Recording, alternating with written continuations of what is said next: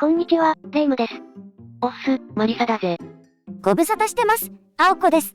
ヤマハブー、ヤマハブー。何の掛け声？今回ネタにするバイクは、ヤマハの YZF-R15 だ。あ、先日インドで発表された、YZF-R15、バージョン4のことですね。正しくは、ザ・コール・オブ・ザ・ブルー、です。YZF-R15 は、R7 のデザインをベースにモデルチェンジした、RDNA シリーズの最新版だ。こうして元 GP 車両と並べると、勝敗企業だとは思えない迫力があるデザインですね。これは期待してしまいます。それでは、青月電子台、今回もスタートです。では、ゆっくりしていってね。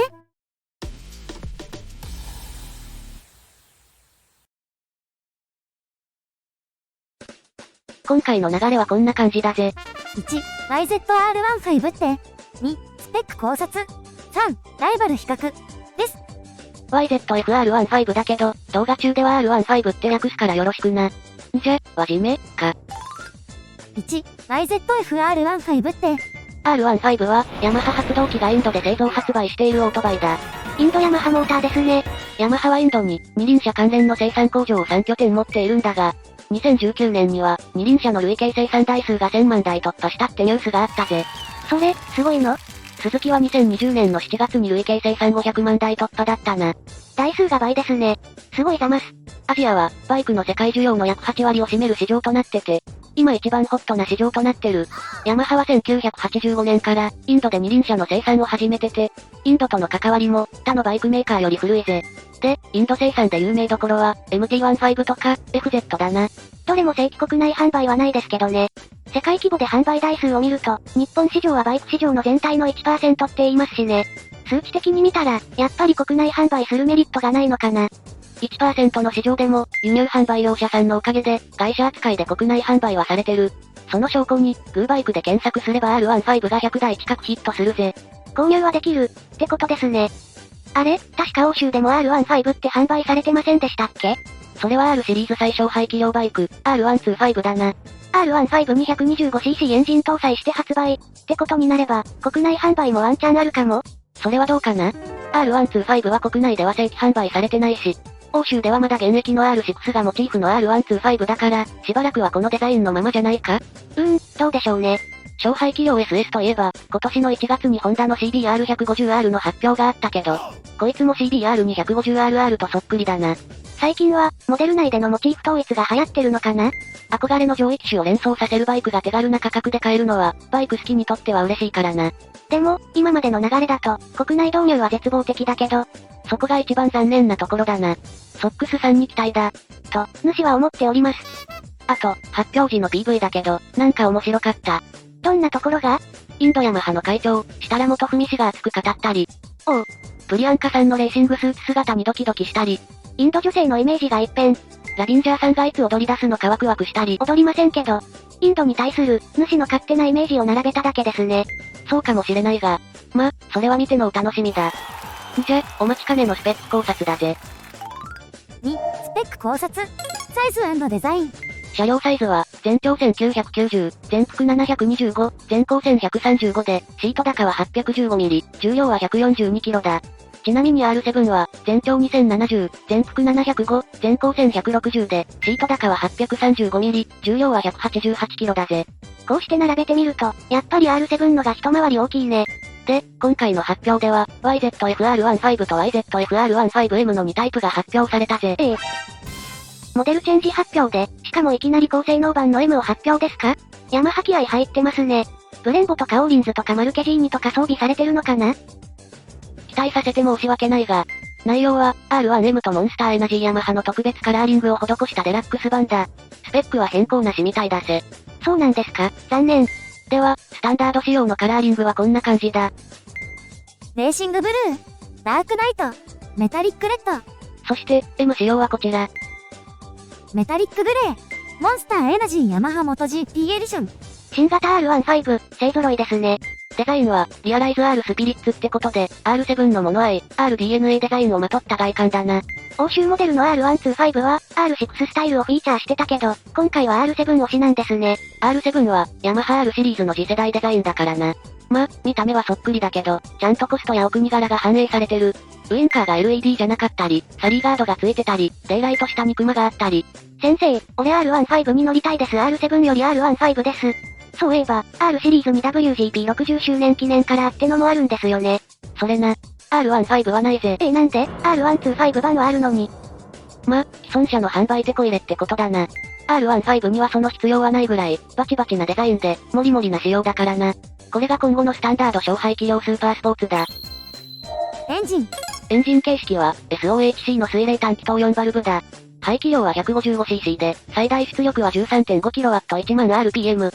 最大トルクは 14.2N7500rpm だぜ。6速ミッションで、VVA 可変バルブタイミング機構装備してる。この排気量では、トップクラスの出力ですね。燃料タンクは11リットルだ。青月調べの燃費だが、仙台はリッター60キロ走るらしいぜ。すごいね。でもここまでは仙台と同スペックなんだけどな。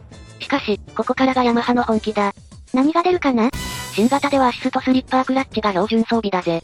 ほほう、このクラスでですか？どんだけクラッチ軽いんだろう？そして次は、何？ヤマハの短気筒モデルでは初採用の、クイックシフター装備だ。アップのみで、M と STD 仕様のブルーのみ搭載。もう、注意書きなんか気にならないぐらいの驚きです。最後は、まだあるの？ヤマハの小型二輪 MT 車初採用の、トラクションコントロールも搭載だ。この排気量なのにですか？だ。電スロじゃないから D モードは非搭載だけどな。ヤマハは機能てんこ盛り、さらにかっこいいバイクで、ライバルメーカーに対抗する気ですね。低価格高機能って定義をデフォにし始めたヤマハだぜ。先生、俺バイクに、それ飽きた。他のネタで頼む。フレーム、足回り。フレームはデルタボックスで、スイングアームはアルミ製だ。もちろん前後 ABS 装備な。足回りは KYB の 37mm 倒立フォークだ。調整機構はないぜ。ガチ本気の人は、お好みで交換してくれってことだな。この仕様、上位モデルと比べても遜色なしですね。ほんとびっくり。フロントタイヤサイズは、180R17、リアは 140-70R17 だ。実は、エンジン自体や足回りのブラッシュアップは、2017年の改良で大幅に変更されてる。なので、基本コンポーネントは先代からの継承で、今回はほとんど変化はないぜ。ちょっと安心です。主要装備。2チャンネル ABS、トラクションコントロール、クイックシフター、アシスト&スリッパークラッチ装備は、前述した通りだぜ。もう終わりなのかな？ヤマハの快進撃は、まだ終わらないぜ。ハンドルにボタンを設置することで、手元での操作を可能にした新型 LCD メーター。長くないですか？だって、写真を見てもボタンが見つからないんだもん。要はハンコンってこと？そうだな。こうしてハンドルねじってメーターを操作するんだよな。リッチかよ。イグニッションをオンにした時のオープニングアニメーションもあるぜ。メーターは白黒液晶だけど、レイアウトは R1 によく似てますね。やる気にさせる演出だ。Y コネクトアプリ対応。これは、スマホの情報をメーター上に連携表示する機能だな。何ができるの？スマホに届いた通知関連、電池残量などがメーター上に表示される。これは便利。燃費管理は、バイクの走行距離や平均燃費がわかる。最終駐車位置もわかる。盗難時に使えそうですね。あとはメンテ管理、故障通知、ランキングとかだな。電話したり、音楽再生したりできないの？それはインカムの機能だな。対応スマホは iPhone、Android だ。サーフェスディオは？残念ながら未対応だ。流された。スペックはこんなところだな。あとはお値段ですね。価格。これがいくらで買えるのか、お値段、ドン。日本円換算価格は、約25万から26万円だ。現地価格16万7800から17万2800ルピー。デラックス仕様は、約 26.6 万円だぜ。現地価格17万7800ルピー。円換算すると、相変わらずすごい価格になりますね。ちなみに、インドの大卒初任給が3万ルピーぐらいって話だ。諸費用込みで18万ルピーとすると、約6ヶ月分だな。日本の大卒初任給が22万円としたら、120万円ぐらいか。155cc がこの値段。めちゃ高いですね。こまめにソックスに通って、見つけたら即物件ですね。お次はライバル比較だぜ。3、ライバル比較。今回の比較バイクはこちら。ホンダ CBR150R。鈴木 GSX-R150。川崎忍者 150RR。また変わったバイクを。ツーストの忍者なんて国内で売ってるの？グーバイクで探したら、なんと1台見つかったぜ。ほら。これですか。イモチャンバーなんて久しぶりに見ましたよ。では、スペックを見ていくぜ。価格。国内での販売はないので、G バイクで調べた平均価格を記載してるぜ。YGF バージョン3、30.9 万円。CBR 35.5 万円。GSX 39.1 万円。忍者 66.7 万円。忍者はプレミア価格ですね。だな。検索結果は1台しかなかったし、それも2015年最終型の中古車だしな。新型 YZF の輸入車価格がどれぐらいになるか、楽しみですね。だな。最近のヤマハの機能と価格は、二律背反を擁立してるもんな。ほんとすげえぜ。サイズ 150cc だから、どれも軽くてコンパクトですね。カウルでエンジンのスカスカ感も隠れてるし、おかげで250クラスに見えるな。エンジン出力。これは忍者が飛び抜けてるな。同じ排気量でもこんなに変わるんですね。久しぶりにツースト独特の音と匂いを楽しんでみたい。うちの草刈り機はツースト出せ、ちょっと寄ってく？寄らない。草刈り機はフォーストのが楽だし燃費がいいですよ。主要装備。全部のせは R15 だけだな。反対に、ABS すらついてないのは忍者だ。その潔さ、男を感じます。エンジンかけたら、白煙黙々なのかな？そんなことはないぜ。YouTube にエンジン指導動画があるから、21世紀のツーストに興味のある人はぜひ見てくれ。じゃ、比較はこんなとこだな。今回もレイムのおすすめバイクを聞こうと思うけど。もちろん R15 ですよ。優等生でイケメンで陽家の出身、しかもお金は使わない派。こんなバイク、選ばない理由がありません。果たして、そうかな？手がかかる子ほど可愛いって話もあるし。それなら、バルブのウインカーを LED にしたり、マフラー変えたり、エアクリ取っ払ったりしていじりますとも。